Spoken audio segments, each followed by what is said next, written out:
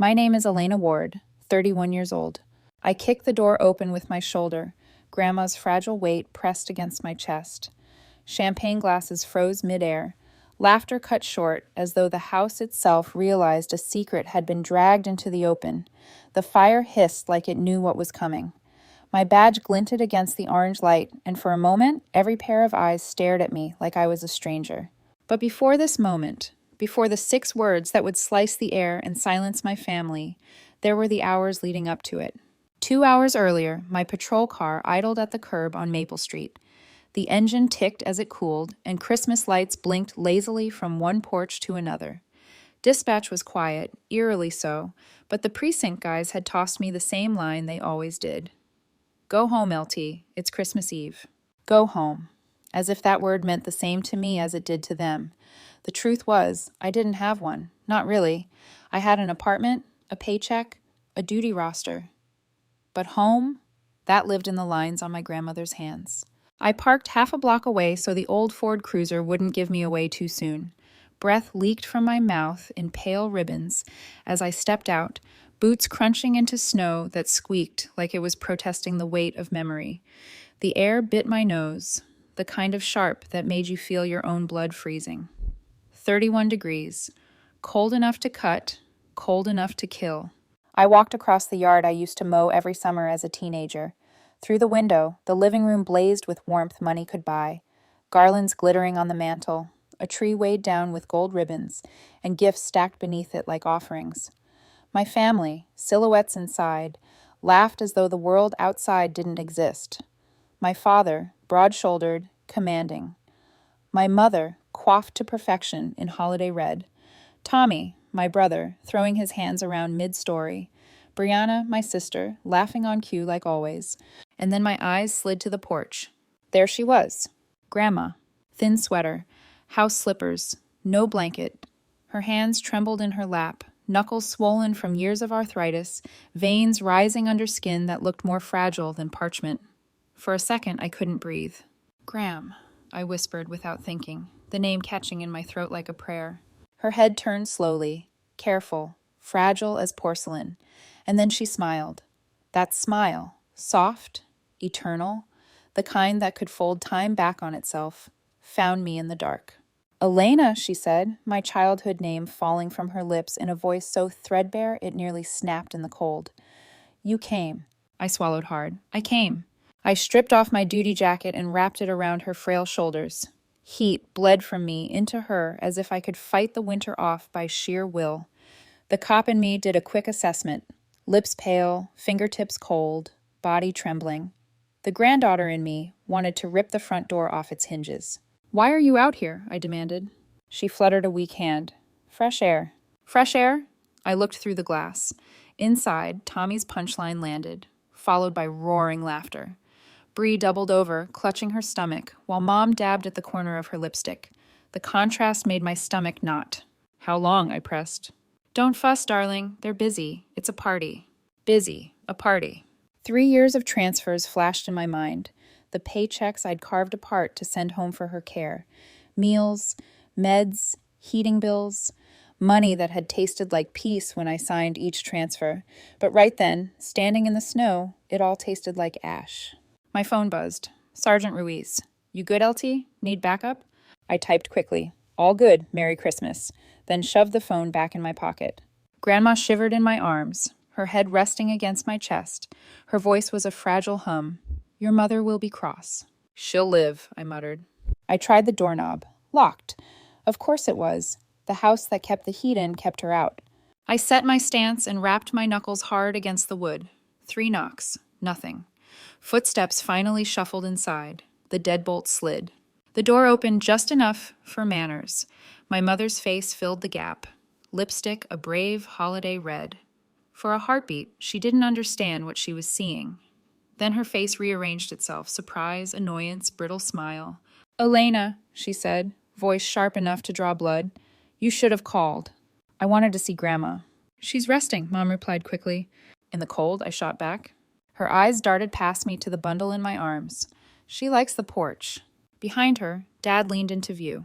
Chin set, disdain like armor. Lose the attitude. It's Christmas. Tommy appeared next, grinning, glass in hand, but his smile faltered when he noticed my jacket wrapped around Grandma. Bree hovered behind them, guilt written in the way she couldn't quite meet my eyes. I said nothing. There was nothing I could say that wouldn't ignite an inferno. So instead, I shifted Grandma's weight, squared my shoulders, and drove them into the door. The wood cracked. The frame gave way. Heat spilled out, cinnamon and roast colliding with the raw bite of winter. Steam rose where warmth met cold, curling around us like smoke. The room fell silent. Conversation died. Champagne dulled to a flat fizz. I stepped across the threshold, Grandma still cradled in my arms. The badge on my chest caught the light of the fire, reflecting back at them like an accusation. "Move," I said evenly. The word carried more weight than a shout. Mom faltered to the left. Dad bristled, but stepped aside. Tommy retreated with his glass, clutched like a shield, Bree hovering behind him with tears in her eyes. The living room looked smaller than I remembered. Stockings hung across the mantel, each embroidered with names. Dad, Mom, Tommy, Bri, but no stocking for Grandma. The absence roared louder than the fire. I held her closer, the silence stretching like black ice between us. Every instinct screamed at me to say something, anything, but I let the moment swell instead, let them feel the weight of what they had done. When I finally spoke, my voice was steady, cold, deliberate, the kind of tone that carried in a courtroom. 6 words, and the air changed forever. The 6 words left my lips with the weight of a verdict. "She's safe. Elder abuse report filed." The fire cracked. Champagne fizz dulled.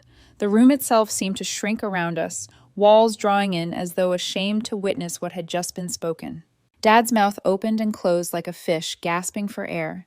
Mom's hand flew to her pearls, clutching them so tightly I thought the string might snap. Tommy swore under his breath, muttering something about always dramatic, while Bree's eyes filled with tears. No one moved. The badge glinted on my chest, the only light in a room that suddenly felt darker than the December night outside. Grandma stirred faintly in my arms. Her lips moved as if she wanted to protest, but her voice never found strength.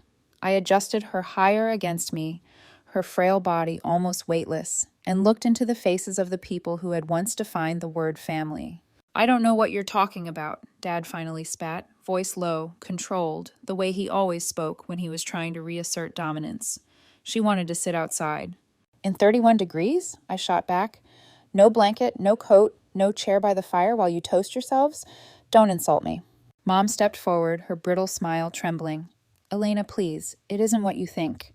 She likes the porch. She's always—" "Always?" I cut her off. "How many nights, Mom? How many winters did you let her sit out there while I sent money every month for her care?"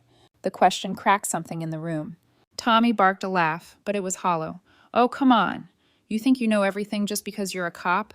This is family business. Don't bring your badge into it." "Family business?" I repeated. The words dripped with contempt. "Neglecting her. Pocketing money meant for her meds, her meals, her heat. That's not family business. That's exploitation." His grin slipped. He looked at Dad for backup. Dad stepped forward, jaw clenched, voice rising. "Watch your mouth. You don't accuse your own blood of crimes." "Crimes?" I said evenly. Funny choice of word. The silence after that was deafening. Bree finally broke. "We didn't mean for it to get this far," she whispered, wringing her hands until the knuckles went white. Her eyes darted to Grandma, guilt swelling in them. "We thought—" "You thought what?" I pressed. "That I wouldn't find out? That leaving her in the cold wouldn't matter as long as no one saw?" Mom's voice wavered. "Don't twist this. She wanted air. We just—" "You just," I snapped, my voice sharp as glass, "erased her." The word lingered, hanging above the stockings where her name was missing. For years, I had signed those transfers with trust. For years, I believed my family when they said Grandma was fine. I told myself the remodels, the new car, the vacations, those couldn't be from the money I sent.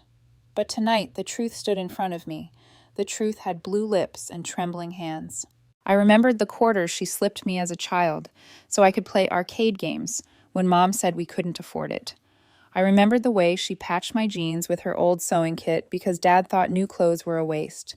She gave what little she had, and here they were, draining her dry.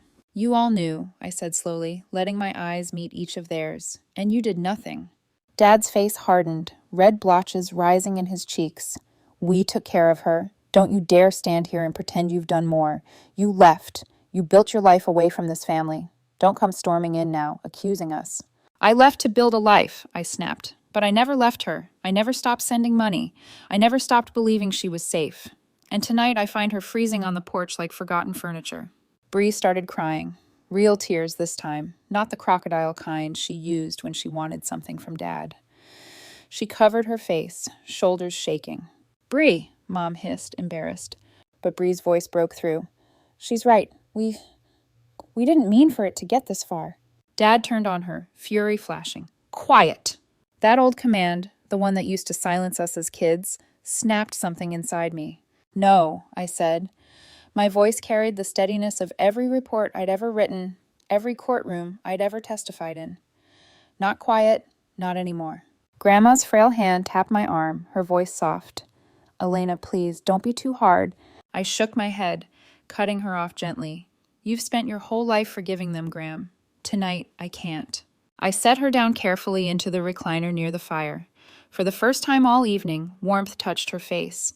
Her eyes closed for a brief moment, relief flickering across her features. Then I turned back to the family.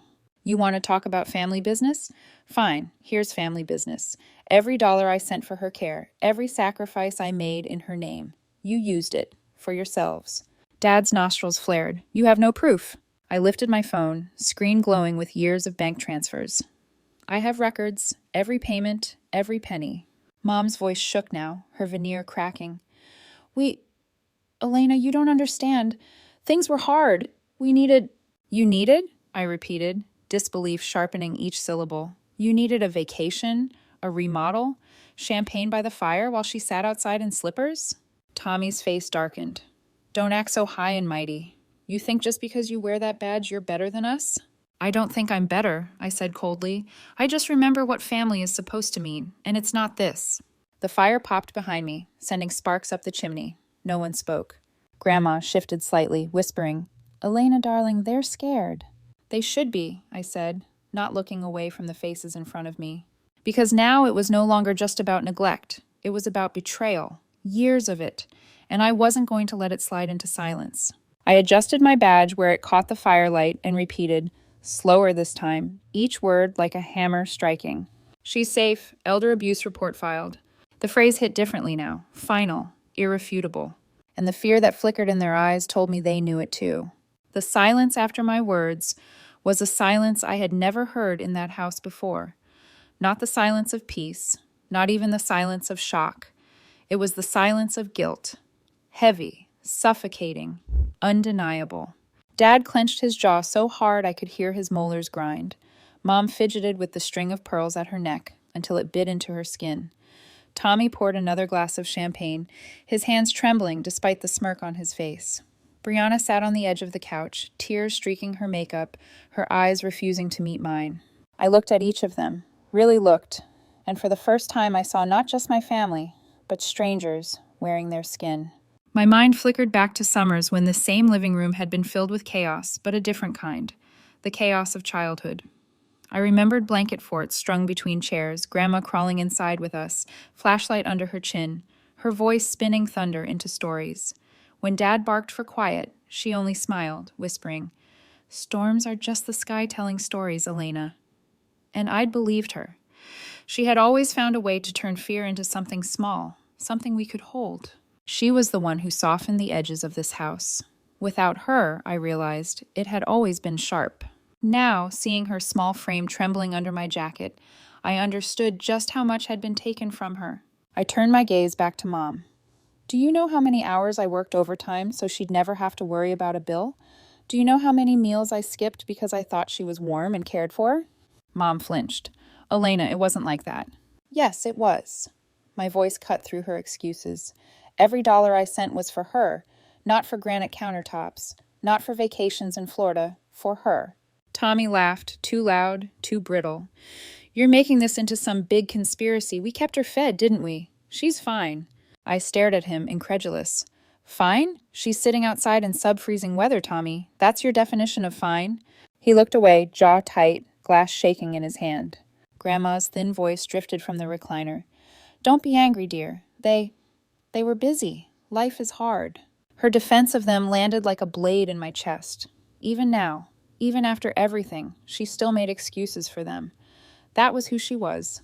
Love stitched into her bones, forgiveness in every breath. But it wasn't enough for me. Not anymore. I knelt beside her, taking her cold hands in mine. Graham, I need you to hear me. This isn't just about tonight. I've seen this before, at work. People left to rot while their families spend their pensions. We call it elder abuse in the reports. 3 words. But behind those words are lives. Lives like yours. Her eyes glistened. She tried to smile. I'm not like those people. I swallowed hard. Yes, you are, and you deserve better. Her lips quivered, as if she wanted to argue, but no words came.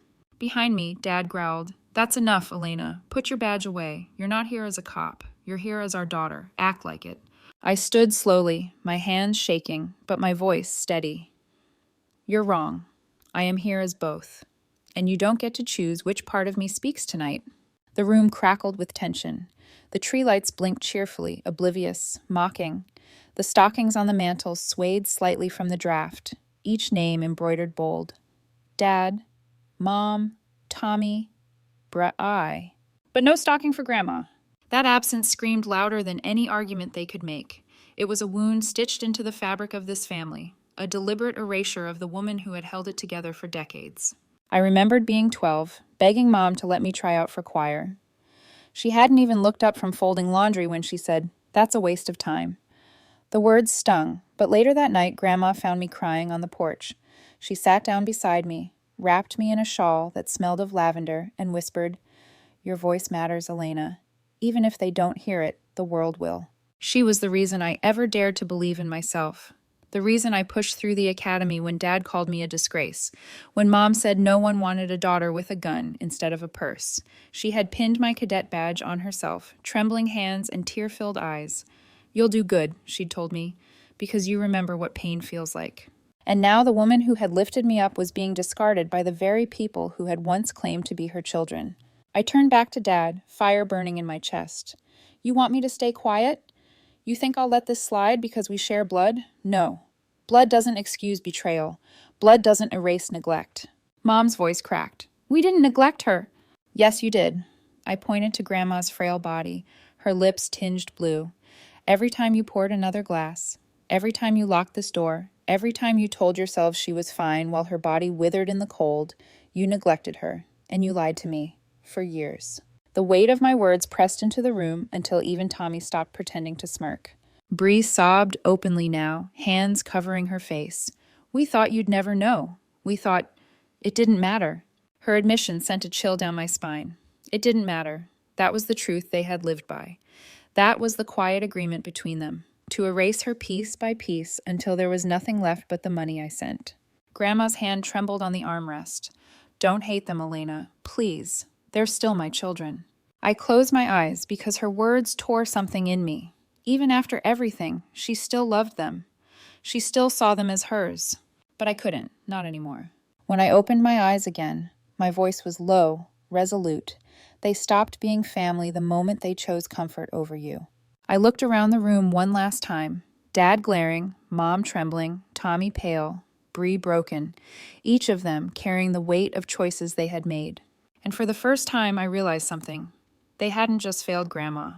They had failed me. Because in erasing her, they had erased the one thing that made this family worth saving. Dad broke first. You don't get to throw charges around in this house, he said, voice pitched low like a growl that used to send us scattering when we were kids. You think because you wear that badge you can humiliate us? I didn't flinch. This isn't humiliation. It's a record of facts. He took a step toward me, and the movement made something primal in me brace. Mom reached for his sleeve, whispering, Please, Harold, as if a softer name might change the shape of his anger. Tommy hovered with his glass, knuckles white around the stem. Bree's mascara had bled into thin rivers down her cheeks. She stared at the hearth as if warmth could make her disappear. Facts, Dad spat. Here's a fact. She's our mother. We know what's best for her. Then why is she shaking? I shot back. Why is her mouth blue? Why is there heat in this room and a lock on that door? No one answered. The Christmas tree crackled faintly as a filament warmed. A ribbon on the mantel fluttered, a tiny flag over a field of gilt. Mom exhaled, trying for poise she didn't feel. Elena, sweetheart. Don't! I kept my voice even. Don't sweetheart me and hope I forget what I saw. We stepped out for a minute, she said. Tommy was telling a story, and time got away. Time got away? My laugh had no humor. From 31 degrees? From a pulse you didn't bother to check? Tommy slammed his glass down. God, you're dramatic. I turned to him. No, Tommy, I'm precise. Neglect of a dependent adult. Misappropriation of funds. Endangerment. Do you want the statute numbers or just the part where APS knocks on your door? The words APS knocks on your door move through the room like a cold wind. Dad's eyes cut to Mom's. A whole argument flashed between them without sound. Bree's shoulders curled inward, small, as if she were trying to make space for regret inside her ribcage. Grandma's fingers fluttered against the recliner, a tiny bird of a gesture. Elena, darling, she murmured. Please. I crouched so my face was level with hers. You asked me my whole life to be brave. This is me being brave for you. Her eyes filmed, but she nodded once. When I stood, Dad was already reclaiming ground. Broad frame filling the line between me and the door. You're not taking her anywhere, he said. She stays here tonight. You'll calm down, and in the morning we'll talk like adults. She doesn't stay here. I shifted my weight, feeling the familiar center of balance I'd trained into muscle. And there's nothing left to talk about. Over my dead body, he said. I let my badge tilt until the firelight rode its edge. If you try to stop me from removing a vulnerable adult from a hazardous environment, we'll add interference to the list. Tommy barked a laugh that was too loud. Listen to her. Hazardous environment. It's a living room. It's a crime scene, I said. Silence. Not absolute. Fires hiss, garlands whisper, but the kind that swallows breath. Mom rallied with the weapon she'd always preferred. Shame. What will people think, Elena? On Christmas Eve? You marching your own family out in front of neighbors? Is that what you want? Scandal? There it was. Not apology, not care. Optics. The family crest. People will think an officer protected someone who couldn't protect herself, I said. They can put that on the neighborhood blog. Bree's voice came small. We didn't mean it to be like this. Intent doesn't erase impact, I said, and it was like I was reading it into a transcript. You don't get credit for not meaning what you did over and over. Dad moved again, a single pace that stole my oxygen. I'm warning you. The part of me that had learned to de-escalate took a breath. I'm not here to fight you. I'm here to end this. I turned to Mom. Get her shoes, a coat, a proper one. We don't have, she began, then stopped, the lie falling apart before it formed. Of course there were coats. There were entire closets for occasions. I waited. She didn't move. Fine. I peeled my duty jacket back from Grandma's shoulders, just long enough to roll her gently forward and slide a pillow under the back of the recliner to prop her. The room watched me, unsure of what compassion looked like in uniform. I crossed to the hall closet, opened it, and there it was, a fur-trimmed parka with the tag still dangling, a wool wrap, gloves in a gift box with tissue paper like snow. I carried the wrap and gloves back. Lift your hands, Gram. She did, obedient as prayer. I eased the wool around her, tugged the gloves onto fingers that used to braid my hair and thread needles by lamplight. Tommy said, "You're stealing our things now?" It would have been funny if it weren't so stupid. I ignored him. My attention slid across the mantel, photos in silver frames, vacation beaches, rooftop bars, Dad cutting a ribbon in a suit 2 shades darker than his ambition. In none of them was Grandma central. In most, she was not there at all. You used the money, I said quietly. I wasn't asking anymore. You built this glow out of her winters. Mom's chin quivered. We were going to pay it back. How? I asked. With what? With the apology you never made? With a stocking you never hung? Dad snarled, the sound old as authority, and took another step. End this temper tantrum. I felt the shift before I named it, the moment the badge became heavier than blood. Harold Ward, I said, my voice going to the register that gets doors opened and witnesses seated. I am removing my grandmother from this address due to immediate risk of harm. If you obstruct me, I will treat you like any other subject. Do you understand? His eyes flashed, then narrowed. A beat. 2. Some calculation roared behind them, the kind men do when they remember they have friends on boards and numbers in phones. A foreshadow of favors asked, of calls at midnight. Make this go away. That future waited like black ice on the front steps. Do you understand? I repeated. He nodded once, a minimal concession, not surrender so much as strategy. You'll regret this. I didn't answer him. I turned to Bree. Open the door. She blinked. What? Open the door, Brianna. I softened my tone a fraction. Please. Her face broke. She moved, unsteady, and slid the deadbolt, then the chain. Cold slipped a hand into the room, touching the back of my neck like a warning. I slid one arm under Grandma's knees, the other behind her shoulders, lifting the way the academy taught, the way the years taught better. She was lighter than memory. She made a small sound, not pain exactly. Relief, maybe. Trust. Annie, she whispered, mixing past and present, a seam opening in time. Elena, I corrected softly, and then realized it didn't matter. To her, I was every name she'd ever called me in love. Head on my shoulder, Gram. I've got you. We turned toward the open door. The night waited, a corridor of breathless white. The tree lights flickered behind us. The hearth threw one last lick of heat that didn't reach the threshold. Dad shifted as if to block me at the last second. I met his eyes, and whatever he saw there, training, fury, or the exact measurement of how far I would go, made him stop.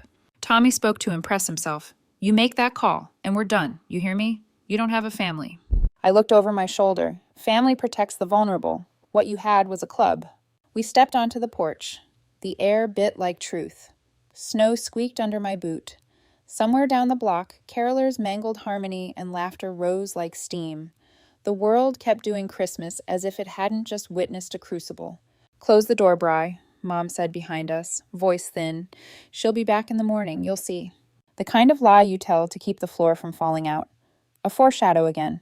Their reflex wouldn't be confession. It would be containment. Calls to friends. A sudden concern for optics. A plan to paint this as my hysteria. Bree didn't close it. She clutched the edge and watched me cross the threshold like someone watches a lifeboat push off. Too late to jump. Too early to forgive herself. On the top step, I paused and looked back. There will be an investigation, I said into the doorway. Clear. Plain. Adult Protective Services. Financial reviews. Interviews with neighbors. If you have anything in this house that looks like care, learn how to use it by morning. Dad opened his mouth. I didn't give him the inch he hunted. I shifted Grandma higher, felt her breath warm against my collarbone. Please, Elena, Mom tried one last weapon, the frayed thread of motherhood. For us. For our name. For hers, I said, tipping my head toward the woman in my arms. That name matters more. I stepped off the last stair. The cruiser waited at the curb, half in shadow, half haloed by the neighbor's reindeer display. Grandma's pulse tapped my wrist, steadying. Trust finding a home. Behind me, the door stayed open as if the house were stunned. Then a tremor of motion, the kind that meant panic had finally remembered its legs. Voices rose, colliding. Dad's bark. Tommy's curse. Mom's whispered arithmetic. What do we do? Who do we call? How do we fix this? Numbers and names and stories to stitch over a wound too large to hide. I moved down the walk, every step a line I couldn't uncross. The night took us in, quiet and unambiguous. I buckled Grandma into the passenger seat, her hands small in the glove's new wool. When I turned the ignition, the heater roared like a promise. I glanced once more at the house. In an upstairs window, a figure tugged a curtain closed. Privacy, finally, but not the kind they wanted.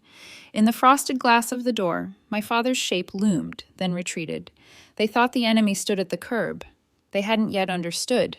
It was already inside with them, named and notarized by their own choices. I pulled away from the curb. The tires muttered over packed snow. The radio hissed a quiet room tone from dispatch. The city, as always, needed things. So did I. First, warmth. Then words on paper that would become consequence. Where to? Grandma asked, voice a thread. Someplace that remembers what family means, I said. For now, the station. She nodded, eyelids fluttering with exhaustion. The heater lifted color into her cheeks, like dawn deciding to return. I pressed my mouth into a line so I wouldn't say what wanted to break free. Rage, grief, a thank you to the part of me that hadn't backed down. In the rear view, the house receded, a snow globe shaken and put back on the shelf. The storm I'd started would keep swirling inside. By the time it settled, everything would be somewhere else. I tightened my grip on the wheel. The next part would hurt differently. Reports, photos, questions with answers that stain. But for the first time that night, I believed the sentence I had thrown like a gauntlet. She's safe. And now I would make it true. The heater hummed, pumping stale warmth into the cruiser, but it was enough to turn Grandma's lips from blue to pink. I drove with both hands locked on the wheel, my jaw tight, eyes flicking between the rearview mirror and the road. Behind us, the house on Maple Street shrank into darkness, but the storm I'd left behind wasn't the kind that snow muffled. It was the kind that eats through walls, through champagne, through stockings with names embroidered in red. Grandma's head lolled against the seat. Her voice came soft, frayed but steady. You shouldn't have done that, Elena. I glanced at her. I couldn't leave you there. They didn't mean harm. Intent doesn't erase consequences, I said, maybe too sharply. The words sounded like paperwork, like reports filed at 3 a.m. with cold coffee and tired eyes. I softened my voice. You deserve better. That's the only truth I care about.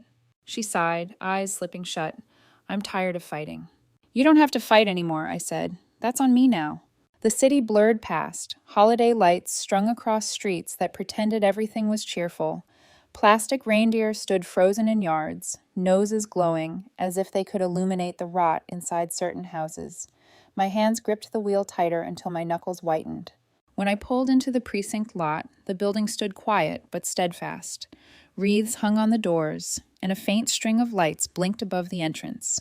The glow wasn't warm, not like a home, but it was honest. No illusions here, just truth, even when it hurt. I eased the cruiser into a space and hurried to the passenger side. Careful, I murmured, slipping my arms under Grandma. She made a small sound of protest, but it faded when I lifted her, tucking the blanket closer. The doors slid open with a hydraulic hiss, releasing the smell of burnt coffee and pine-scented cleaner. Inside, the station wasn't festive, but it was alive. A couple of rookies hunched over desks littered with paperwork. Officer Daniels leaned against the counter, coffee in one hand, cookie in the other. Ruiz sat at the duty desk, tapping at his keyboard, eyes heavy from the long shift. They all looked up when I entered, Grandma bundled in my arms. Daniel straightened immediately. LT? She's fine, I said, but my voice was thinner than I meant. She needs warmth. Ruiz stood, his chair rolling back with a squeak. Jesus, get her a chair, and a blanket. Within seconds, one of the rookies scrambled to the wellness room, returning with a fleece blanket and a pillow. Daniels took the cocoa pot from the break room and poured a steaming mug, sliding it across the counter. For you, ma'am, he said gently, as if she were his own grandmother. Her eyes twinkled shyly. Thank you, young man. Daniel smiled. Around here, everyone's grandma on Christmas. That made her smile for the first time that night. Small, but real. I settled her into a chair near the heater, wrapping the blanket tight. She cupped the cocoa with both hands, steam curling into her lined face. She looked fragile, yes, but she also looked seen, more than she had in years. I stood by the doorway, arms crossed, watching. Guilt and pride twisted inside me like barbed wire. Pride because she was safe. Guilt because I hadn't seen sooner what was happening under my own roof. Ruiz came over, his voice low. You want me to log a report? The question hit harder than I expected. Saying the words earlier in that living room had been like throwing down a gauntlet. But this was the part that made it official. Real. No more bluff. My hand drifted unconsciously to my badge. That piece of metal had been pinned on me with Grandma's trembling hands. Her eyes had spilled proud tears that day. You'll do good, she'd whispered, because you remember what pain feels like. And now, the pain in me wasn't just memory. It was alive, gnawing, demanding justice. Yes, I said finally. My voice didn't waver. Log it. Ruiz nodded, already typing. The clack of the keyboard sounded like nails in a coffin. Behind me, Grandma sipped her cocoa. She glanced up, meeting my eyes across the room. There was pride there, but also sorrow. She knew what those keystrokes meant. Investigations. Interviews. Court dates. Consequences. Family broken not by argument, but by record. I turned away before my resolve could fracture. At that same moment, across town, my family's perfect tableau was already unraveling. Dad paced the living room like a caged bull, face blotched red, not from drink, but from dread. Mom sat on the edge of the couch, twisting her necklace until the chain left marks in her skin. Tommy poured another drink, but the tremor in his hand betrayed him. Bree cried softly, mascara streaking down her cheeks. She's bluffing, Dad said, his voice cracking even as he tried to command. She wouldn't report her own family. Mom's voice shook. But she's a cop. If she files, if anyone checks. Checks what? Dad barked. We've done nothing wrong. But the words collapsed under their own weight. Even Tommy stopped sneering. They all knew the truth. Grandma had been left in the cold. Not once, not twice, but countless nights. And the money meant for her had built the champagne glow around them. Bree whispered through tears. She had her badge on. I saw it. She meant it. The room fell quiet, and for the first time, I think they felt what Grandma had felt every night on that porch, the icy weight of being abandoned. Back at the station, Ruiz's typing slowed as the report took shape. Neglect of a dependent adult. Signs of prolonged mistreatment. Evidence of financial exploitation. Each phrase was both a shield for Grandma and a blade for them. I closed my eyes, hearing their voices in my head even though I was miles away. Dad's growl, Mom's excuses, Tommy's laughter, Bree's tears. It didn't matter anymore. The law would speak louder than any of them. Grandma shifted in her chair, cocoa trembling in her hands. Don't ruin your Christmas for me, she said softly. I knelt in front of her. This isn't about Christmas, Gram. This is about right and wrong. Her eyes glistened. They're still your family. I swallowed hard. Family doesn't leave you freezing on a porch. She lowered her gaze into her cup, her reflection rippling in the cocoa. They'll be scared, Elena. Scared people do foolish things. They should be scared, I said before I could stop myself. The words came out sharper than intended. Her hand reached for mine, papery skin warm against my knuckles. Justice matters, she whispered. But so does mercy. Don't let one bury the other. Her words pierced me deeper than anything my parents had said. Justice and mercy, oil and water, and yet here she was, asking me to hold both in the same hand. Behind us, Ruiz stapled the report. The sound was final. The case had begun. On Maple Street, the glow of Christmas lights couldn't hide the storm unraveling inside the Ward household. Dad paced the length of the living room, heavy steps rattling ornaments on the tree.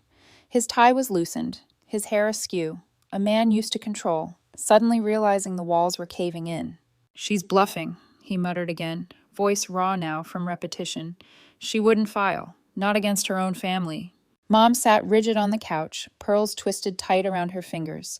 The fire still burned in the hearth, but she shivered like someone who had just been told the world outside wasn't safe anymore. Harold, she whispered, what if she wasn't bluffing? What if Apps comes tomorrow? What if the neighbors? Neighbors don't matter, he barked, though his eyes darted to the frosted window as if he already imagined whispers behind curtains. It's all talk. We'll explain. Say it was a misunderstanding. She'll calm down. Tommy poured another drink, his fourth since Elena had stormed out. His hand shook as he lifted the glass, liquor sloshing. Calm down? Did you see her face? The badge? She's not the little kid you could yell into silence anymore. Shut up, Dad snapped, pointing a finger at him. Don't you dare talk like that about your sister. Tommy barked a bitter laugh. Since when do you defend her? You've called her a disgrace since the day she put on that uniform. The room went still. Even Bree looked up through tears, startled by his words. Mom's voice cracked. Don't fight, please, not now. But the truth was clawing out, years of rot exposed in one night. Bree hugged her knees to her chest, mascara streaked down her cheeks. We shouldn't have left her out there, not tonight, not any night. She liked the porch, Mom insisted weakly. No, Bree whispered. That's what we told ourselves, so we wouldn't feel guilty. But she never liked it. She sat there because we didn't make space for her inside. The words landed heavy. For once, Mom didn't argue. Dad stopped pacing, his jaw set. Listen to me. This is not over. Elena thinks she's clever, but she's blinded by her job. She'll realize she can't drag her own family through the mud. Tommy scoffed, downing his drink. She already did. You didn't hear her? Elder abuse. That's not a threat. That's a charge. She knows what she's doing. Then we fix it, Dad said, his voice shaking under the weight of desperation.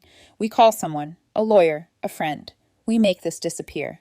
But deep down, they all knew the truth. You can't make neglect disappear. Not when the evidence was carved into the lines on Grandma's face, the chill in her bones. Bree buried her face in her hands. She'll never forgive us. Mom flinched as though the words were a knife. She's our mother. She has to forgive us. Tommy slammed his empty glass down so hard it cracked.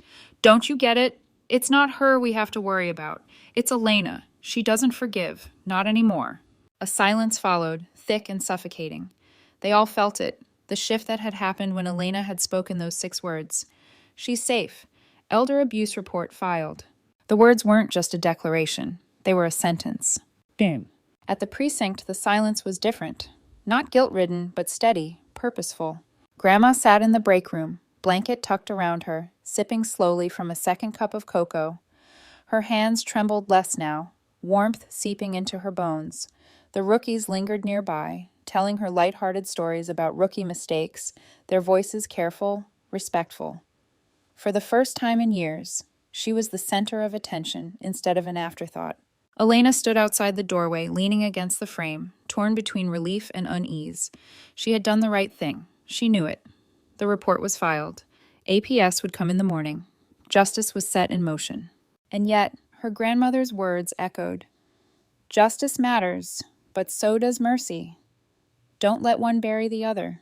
Elena rubbed a hand across her face. Mercy. What did mercy look like in a house that had left an old woman freezing on Christmas Eve? Ruiz came up beside her, holding a folder. Reports logged. Want me to send it straight to APS tonight or wait till morning? Tonight, Elena said automatically, then hesitated. No, morning's enough. Let them sleep one last night before the storm. Ruiz studied her profile. You're giving them more kindness than they gave her. She didn't answer. She wasn't sure if it was kindness or just delay. Back on Maple Street, panic deepened into dread. Mom wrung her hands until the skin went white. What will the neighbors think when APS shows up? When people see investigators at our door? They'll think the truth, Tommy muttered. Dad turned on him, his face red. You shut your mouth. You're the one who always brought her up, made jokes at her expense, left her outside longest. Don't you dare act innocent. Tommy lurched to his feet. Me? You think this was just me? Who locked the door, Dad? Who told her fresh air is good for you while you poured another drink? We all did this, every one of us. The words struck like lightning, leaving the air charred. Even Mom couldn't deny it. Bree sobbed harder. She'll never come back. Not after this. She will, Mom insisted, voice desperate. She's kind. She'll forgive us. She always does. But even as she said it, doubt rippled across her face. Because forgiveness only mattered if the person you wronged wanted to return. And this time, Grandma had been carried away in her granddaughter's arms. The fire popped, startling them. It sounded like judgment. At the precinct, Elena finally stepped into the break room. She crouched beside Grandma, resting a hand gently on her arm. You warm enough? Grandma smiled faintly. Warm and safe, that's all I need. Elena swallowed. Safe isn't enough. You deserve more than safety. You deserve respect, dignity, everything they stole from you. Her grandmother's eyes glistened. Don't let hate eat you, Elena. Please. Elena's throat tightened. She wanted to promise, but the anger in her veins was still too hot, too alive. She didn't answer. Back at the Ward house, the storm thickened. The champagne sat untouched now, bubbles dying in silence. The stockings that had once been symbols of holiday cheer now looked like accusations. 4 names embroidered in red, and 1 name missing. The missing stocking said more than Elena's badge ever could. It said, you erased her. And now, they were the ones erased. The phone rang at the duty desk just after midnight. Ruiz answered, listened for a moment, then looked at me with raised brows. It's your folks, he said, covering the receiver. You want me to hang up, or... My stomach tightened. My parents hadn't called me in years. Not for birthdays, not for graduations, not even when I made lieutenant. But tonight, with 6 words hanging over their heads like a guillotine, suddenly they needed me. I'll take it, I said. Ruiz handed me the handset. Dad's voice crackled through the line. Elena, we need to talk. His tone was sharp, authoritative, the voice of a man used to being obeyed. But underneath it, I heard something new. Panic. There's nothing to talk about, I replied flatly. Yes, there is. His voice rose.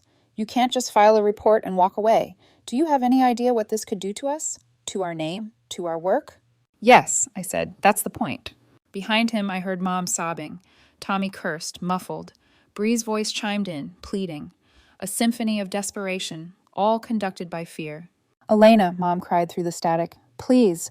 We made a mistake. Just a mistake. Don't let the state tear our family apart over one night. One night? My voice sharpened before I could stop it. This wasn't one night. This has been years. Years of you pocketing money meant for her care. Years of leaving her out like garbage while you toasted yourselves inside. We didn't mean, Mom started. Stop saying you didn't mean it, I snapped. You did it, over and over. Intent doesn't erase impact. The line went silent, broken only by Mom's weeping. Finally, Dad spoke again, quieter this time, desperation replacing authority. We'll make it right. We'll take care of her. Just tell them not to come. You can fix this, Elena. Your family. That word burned hotter than the fire they had left her beside. Family. I glanced across the room at Grandma, sitting small in the break room chair, sipping cocoa with both hands, her eyes soft, her expression unreadable. She looked at me and shook her head slowly. Lips formed words only I could read. Don't destroy them. My throat ached. I can't undo what's been filed, I told Dad. The report stands. APS will follow up. That's the law. Dad swore, the sound ugly and raw. You'll regret this. No, I said, my voice steady. The only thing I regret is not seeing sooner what you've done. I hung up. 3 hours later, they showed up at the station. Not in their Christmas best, not in the prideful armor they wore at parties. They came in pajamas under coats, eyes red, faces pale, looking smaller somehow, like fear had hollowed them out. Ruiz stiffened. They're not supposed to be here. I'll handle it, I said, stepping forward. Dad started first, words tumbling too fast. Elena, please, listen. Stop! My voice cut like a blade. You had your chance to talk when Grandma was freezing on your porch. Mom's hands clasped together, trembling. We were wrong. We know that now. Please don't let the courts drag us through the mud. Think about what people will say. Tommy tried to swagger, but even as he spoke, his hand shook. You don't want your own family in cuffs, do you? Bree stepped forward, tears running freely. Elena, please, we were selfish, but she's our mother too. Don't take her away from us. I looked at them, these people who had shared my blood, but not my heart.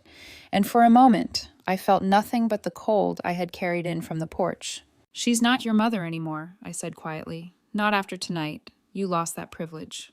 They flinched as though I'd struck them. Behind me, a voice rose, fragile but firm. Elena.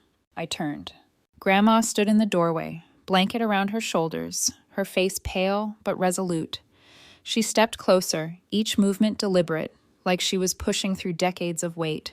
They're still my children, she said softly. They're still your family. Don't let anger turn you cruel. My chest tightened. They left you to freeze. I know. Her voice trembled, but her eyes didn't waver. And I forgave them before you walked through that door. My throat burned. They don't deserve forgiveness. Maybe not, she whispered, but forgiveness isn't about what they deserve. It's about what we choose to carry. The words landed heavy. Behind me, my family waited, broken, pleading, guilty. Before me, Grandma stood, wounded, merciful, unshaken. And I was caught between them, badge heavy on my chest, heart heavier still. I wanted to rage. I wanted to drag them into holding cells, to make them feel every ounce of the cold they had forced on her. But Grandma's eyes held me, those same eyes that had calmed storms when I was 9, that had turned thunder into bedtime stories, eyes that still believed love could outlast betrayal. And I realized something. Justice could punish them, but mercy could haunt them. Knowing they had been spared by the woman they betrayed, that would weigh heavier than any sentence. Graham, I whispered, this could ruin everything. Their jobs, their names. She nodded slowly. Yes, but if you push too far, it could ruin you too. Her words sank deep. Justice mattered, but so did mercy. And maybe the truest revenge wasn't prison bars. It was making them live every day with the memory of what they'd done and the grace of the woman they had wronged. I lowered my gaze, silence spinning around us. Finally, I spoke. The report stands. APS will come. But what happens next depends on how you live with what you've done. Dad swallowed hard, his bravado stripped. Mom wept harder, clinging to him. Tommy cursed under his breath, shaking. Bree nodded faintly, as if she understood what the others could not. Grandma's hand found mine. Her grip was weak, but her voice was strong. That's enough, Elena, she said softly. That's enough. And for the first time that night, I let the fire in my chest dim just enough to breathe. Morning broke gray and thin, light leaking reluctantly through the precinct blinds. Snow still clung stubbornly to the cruisers outside, muffling the city into an eerie quiet. Christmas morning, but there was no laughter here, only the weight of what had begun. At 9 a.m., the phone rang at the duty desk. Ruiz answered, listened, then looked over at me. APS. They're sending an agent. They'll want statements, photos, everything. The words landed like stones. My decision the night before was no longer just words in a heated room. It was official now. The gears of the system had turned, and there was no stopping them. I walked down the hall to the wellness room, where Grandma sat propped on a cot. The blanket was still around her shoulders, her silver hair wild against the pillow. She looked up when I entered, her eyes tired but calm. "They're coming, aren't they?" she asked. "Yes." Her gaze searched mine. "You won't stop it." I shook my head. "I can't, and I won't." She exhaled slowly, her lips trembling as if the breath carried years of resignation. Then let it come. "Pam." Across town, the Ward household was already unraveling. Dad paced the kitchen with his phone glued to his ear. Contact after contact, voicemail after voicemail. His voice grew harsher with every failed call. "Cowards. All of them," he muttered. His friends, the ones he'd counted on to smooth things over, weren't answering. Connections that had once given him power had abandoned him in the storm. Mom sat in the dining room, staring blankly at the untouched tree. The ornaments gleamed, but her hand shook as she twisted her pearls like a rosary. "What if they take her away from us forever?" she whispered. "She's already gone," Bree said bitterly. "And she's never coming back." Tommy drank from a half-empty bottle, his face blotchy. "Maybe she won't go through with it," he slurred. "Maybe she just wanted to scare us." "No," Bree snapped, her voice breaking. "She filed it. I saw it in her eyes. She meant every word." The silence after her confession was worse than shouting. The 6 words Elena had spoken. "She's safe. Elder abuse report filed." Hung in the room like a ghost, haunting every corner. At noon, the APS agent arrived at the precinct. A woman in her 40s, sharp-eyed but gentle in her movements, introduced herself as Ms. Hargrove. She shook my hand firmly, then crouched in front of Grandma with a practiced kindness that made me ache. "Ma'am," she said softly, "I'm here to make sure you're okay. May I ask you some questions?" Grandma nodded. "Ask what you need." The agent examined her carefully. Bruises, weight loss, the thin sweater she'd been wearing in the cold. She asked about meals, heat, medical care. Each answer added weight to the file in her lap. I sat nearby, my jaw clenched, watching as every neglect I had suspected was laid bare in ink and paper. When it was done, Grandma sipped the tea they had given her. "What happens now?" she asked quietly. Ms. Hargrove folded her hands. "We'll investigate further. Home visits, financial reviews, interviews with family and neighbors. If neglect is confirmed, there may be charges." Grandma's gaze drifted to me. "And if I don't want charges?" The agent hesitated.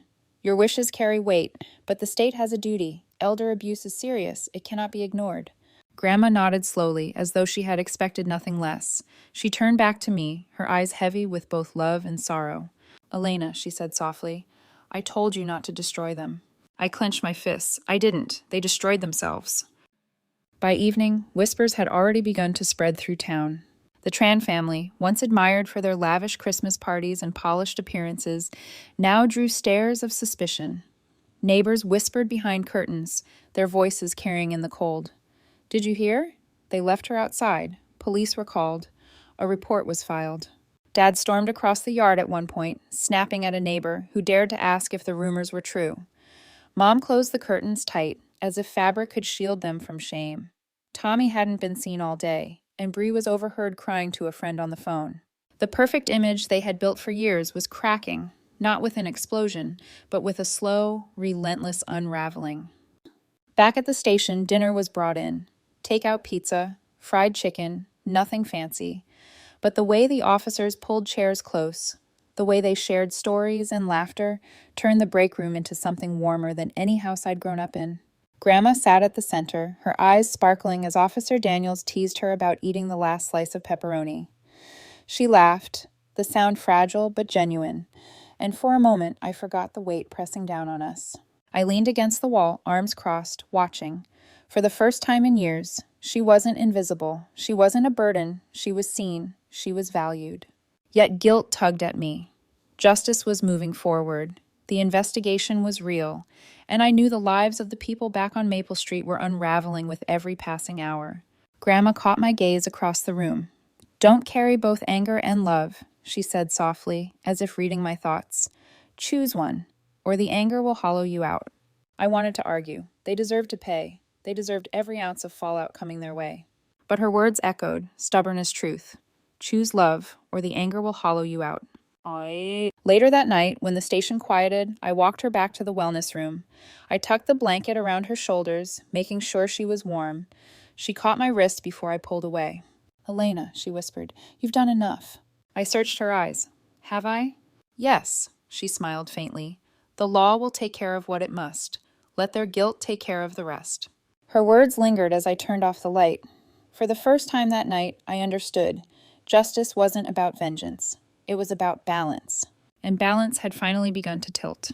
The days that followed felt strange, as though the snow itself had muted the world. Streets were quieter, neighbors slower to wave, and the Ward name, which once rang out at church dinners and holiday galas, had begun to sour into a whisper. I heard from colleagues that Dad stopped going to work. Mom pulled the curtains so tightly that daylight barely touched her. Tommy's temper spilled into the street, loud arguments with anyone unlucky enough to cross his path. Bree was the only one who seemed to carry the shame openly, crying on sidewalks, confessing to friends in broken sentences. 6 words followed them everywhere. She's safe. Elder abuse report filed. Words that once sounded like justice in my mouth had now become their haunting refrain. At the precinct, life looked very different. Grandma had transformed. The frail woman I'd carried in from the cold now laughed at the officer's jokes, her cheeks pink from warmth instead of frost. She sat at the center of the break room most nights, sipping cocoa, listening to stories about patrol mishaps or rookie nerves. Daniels had given her a paper crown from a fast food meal, and she wore it proudly, chuckling whenever someone bowed dramatically. Ruiz teased that she was the precinct's commander of cocoa. Even the rookies sought her advice, asking about love, about life, about how to handle the weight of a job that showed them too much darkness. She answered with the same quiet wisdom that had once soothed me as a child. Storms, she told them, are just the sky telling stories. Listen closely, and you'll find out you were braver than you thought. The room always hushed when she spoke, and for the first time in years, I saw her shine. But every time I watched her glow, guilt gnawed at me. Justice was moving forward. The APS investigation was thorough, reviewing bank accounts, checking on neighbors' reports, documenting every bruise and every thin blanket. Each page of evidence was another nail in the coffin of my family's reputation. I told myself they deserved it, that every vacation photo, every remodeled room, bought with money I'd sent was proof enough.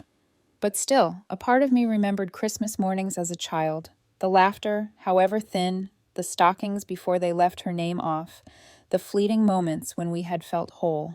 I remembered Dad teaching me how to ride a bike, his hand steady on the seat. I remembered Mom brushing my hair for church, even if her words had always cut deeper than the comb. I remembered Tommy sneaking me cookies from the jar, Bree giggling as she told me secrets late at night. And I wondered, was it possible to mourn a family even as you held them accountable? Meanwhile, the community's view shifted. At church, people avoided them. Where once they had sat in the front row with proud smiles, they now lingered near the back, whispered about, pitied by some, condemned by others. Dad snapped at anyone who looked too long. Mom clung to him, her makeup smeared, her pearls absent. Tommy stopped showing up altogether. Bree came once, sat alone, and left in tears. The neighbors, too, had changed. Those who once praised their parties now crossed the street instead of waving. Windows lit up with gossip behind curtains.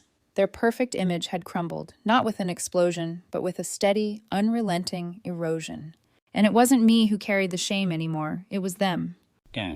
At the station, Grandma thrived. One evening, Daniels brought in homemade cookies from his mother. He offered one to Grandma, grinning. "You've got to rate these honestly, ma'am. Better than the bakery?" She laughed, biting into one with mock seriousness. 8 out of 10. Needs more cinnamon. The room erupted in laughter. Daniels clutched his chest, pretending to be wounded. "You wound me, Commander of Cocoa." She beamed, eyes twinkling. For once, she wasn't a burden. She wasn't an afterthought. She was part of something bigger, something that saw her value.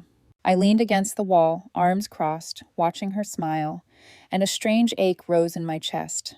Not sadness, not guilt exactly, relief. relief that she could still shine, that she could still be loved properly. She caught me watching and winked, a playful glimmer I hadn't seen in years. "See, Elena," she called. "I found my people." The words struck me like a bell, because that was what she had always deserved, to belong. That's it. Yet at night, when the station grew quiet, I still wrestled with the weight of it all. Justice or mercy? Which path had I truly chosen? Grandma had asked me not to destroy them, but in a way I had. Maybe not with prison bars, but with guilt, with shame, with the knowledge that they had been spared by the woman they had betrayed. That, perhaps, was a punishment far worse. And maybe, just maybe, that was the balance she had wanted all along. New Year's Eve came, a week after everything changed. The precinct was alive with laughter again. Pizza boxes stacked on tables, soda cans clinking, paper hats lopsided on heads. Someone had strung colored lights across the break room doorway. Grandma sat at the center, crown tilted on her head, a queen in a room of protectors. Officers raised mugs to her, to safety, to new beginnings. She laughed until tears filled her eyes. I caught her gaze from across the room. She mouthed 2 words to me: "Thank you." I walked over, knelt beside her, so we were eye to eye. "For what?" I asked. "For giving me back a family." My throat tightened. "You never lost me." "I know." Her voice was tender, steady. "But now I know I'll never be alone either." Her words wrapped around me like her quilts once had when storms rattled the windows of Maple Street, and for the first time I felt the weight in my chest lighten. Because maybe this was the point. Not to destroy the old, but to build the new. And here, in this fluorescent lit station, surrounded by laughter and respect, Grandma had found something truer than blood. Family. Snow fell heavier on New Year's night, blanketing the city in a silence that felt almost holy. I drove Grandma home, not to Maple Street, not to the house with stockings missing her name, but to my own apartment. My place wasn't big, but it was warm, safe, and most of all, hers now.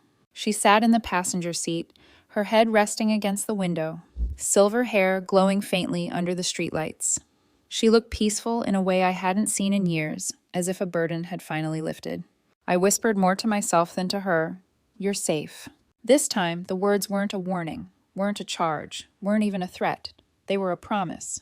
Back on Maple Street, the Ward household sat in ruin. The once proud home, centerpiece of every holiday gathering, now felt haunted. Curtains stayed drawn. The fire went cold. The champagne was poured down the sink. Dad no longer paced with authority. He sat in silence, his eyes fixed on nothing, jaw slack with dread. Mom wept quietly into tissues, her hands trembling, pearls abandoned on the nightstand. Tommy raged at shadows, kicking furniture, screaming at Bree for crying too loud. And Bree, sweet, broken Bri, muttered apologies no one listened to, her guilt heavy as lead. They thought the punishment would come from the state, from investigations, from consequences written into law.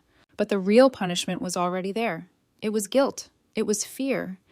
It was the memory of being spared by the woman they had abandoned. 6 words haunted their every breath. "She's safe. Elder abuse report filed." They rang in every silence, echoed in every argument, lived inside every glass they poured to drown the truth. At my apartment, life found a new rhythm. I carried Grandma inside, settled her into my recliner, and tucked her beneath my heaviest quilt, the one she had stitched for me when I left for the academy. She laughed softly, running her hand across the worn fabric. "I never thought I'd sleep under this again." "You'll sleep here as long as you want," I said. She looked up at me, eyes misting. "You've done more than enough, Elena." The words stung and soothed all at once, because part of me still questioned, had I gone too far? Had I destroyed too much? But when I saw her nestled safely in my home, her hands steady, her breath easy, I knew the answer. No, I had done exactly what was needed. Weeks passed, and APS followed through. They interviewed neighbors, reviewed financial records, documented evidence. The results were damning. Charges loomed: neglect, misappropriation, exploitation. But in the end, Grandma's wishes carried weight. She refused to press for prison. "They'll carry this shame longer than any sentence," she told the investigator. "That's punishment enough." So instead, restrictions were placed: financial oversight, mandatory check-ins, a permanent stain on their reputation. And the community's judgment was harsher than any court's. Invitations vanished, doors closed, neighbors whispered louder than before. The Ward name was no longer spoken with envy, but with pity and scorn. One night, as I walked Grandma to bed in my apartment, she paused at the doorway, her hand warm against mine. "Elena," she said softly, "you've always carried two hearts, yours and mine. Don't let mine weigh you down anymore." I swallowed hard. "You're not a weight, Gram. You're the reason I can carry anything at all." She smiled, small but radiant. "Then promise me one thing. Don't let anger be what defines you. Let love be enough." Her words sank deep. They were a command, but also a release. On the last night of winter, I stood outside with her. Snowflakes drifted like falling ash, catching in her hair. She looked up, eyes reflecting the streetlight glow, and whispered, "Storms really are just the sky telling stories." I laughed, tears stinging my eyes. "Still telling me stories, huh?" "Always," she said, "as long as you'll listen." I wrapped my arm around her shoulders. For the first time in a long time, I felt at peace. Meanwhile, the family on Maple Street remained trapped. Not in bars, but in memory. Every night they looked at the empty recliner by the fire, at the missing stocking, at the photo albums where her face was either absent or hidden in the background. They lived in a house of ghosts, haunted not by death, but by choice. They had chosen themselves. And in doing so, they had lost the one person who had ever chosen all of us. Justice had been served, not in the way I once imagined, with handcuffs and courtrooms, but in the way Grandma wanted, with balance, with scars, with memory. And mercy had been granted, not for them, but for me, because letting go of hate was the only way forward. On New Year's Eve at the station, surrounded by officers who had become family, Grandma had looked at me and said, "That's enough, Elena, that's enough." And now, as I stood with her beneath the quiet snow, I finally understood. It wasn't about destroying them, it wasn't even about saving her. It was about redefining what family really meant. Family wasn't blood. Family wasn't names embroidered on stockings. Family was the people who showed up, the people who kept you warm when the world turned cold, the people who looked at you and saw not a burden, but a blessing. And I realized with her hand in mine that I finally had enough. She was safe.